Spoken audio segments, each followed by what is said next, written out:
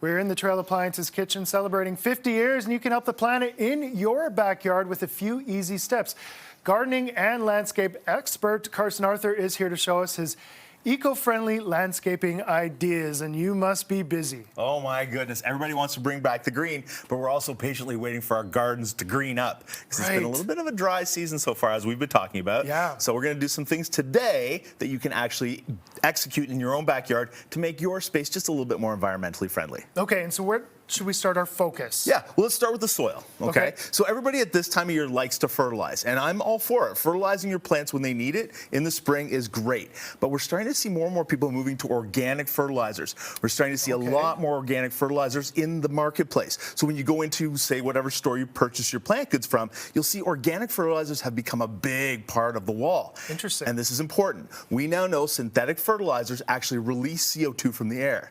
So plants, through photosynthesis, lock that CO2 into the ground. But when we use synthetic fertilizers, we're releasing it back up. So 1 pound of synthetic fertilizer releases 4 to 5 pounds of CO2 back in the air. Really? Yeah, so it's kind of scary. So when we're talking about feeding the grass or feeding our plants this year, it is so important to start using organic options instead of the synthetic ones. Okay, you still need to be careful which ones you pick and make sure that they go to the right Yeah, absolutely. Yeah, you still want to follow it for your plants. It's not just vegetables, though. We see organic for grass, we see it for flowers, we see it for trees. That is a great decision. So go that route when you can. Okay, let's talk about tools. What tools should we be using? Well, it's interesting. We're seeing a lot of development coming into this area from companies like Craftsman. I'm going to pick up this guy here. And the reason I'm excited about it is finally we have tools for gardeners. Yeah, we got that looks intense. Right? That's so awesome. But what's amazing about these tools is the battery system. I'm going to pop this out here. Now, the batteries, of course, it jams on live TV. The batteries, the clean energy, these are recyclable. And that's the key. Really? So the same battery now powers your trimmer, your leaf blower, your string trimmer, even your lawn mowers. So we're starting to see more and more people moving to battery platforms. And when you're talking about battery platforms, that's where I kind of really like to promote lines and support back to the community. So when you're looking at tools like Craftsman, they've got a whole line of gardening tools, and they're available right here at Rona. So it's a good one. Awesome. Yeah, and that is a cool looking. No, awesome. I love totally. that. Yay.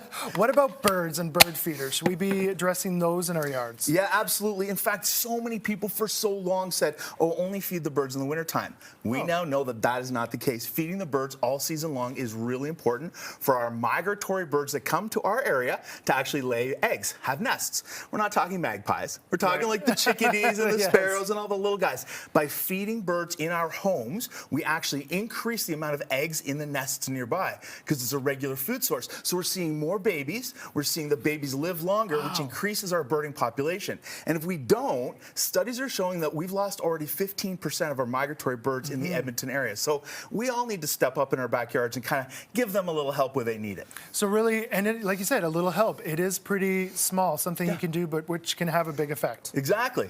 And not just seeded birds, hummingbirds, any of those birds that are here for the summer, get out and start feeding them. Perfect. I want to thank you so much for coming in this morning. Always great to have you and give us some fresh takes on what we should be doing out there. Thank you. Yeah, and for more information and about the products that Carson featured, check out craftsman.ca.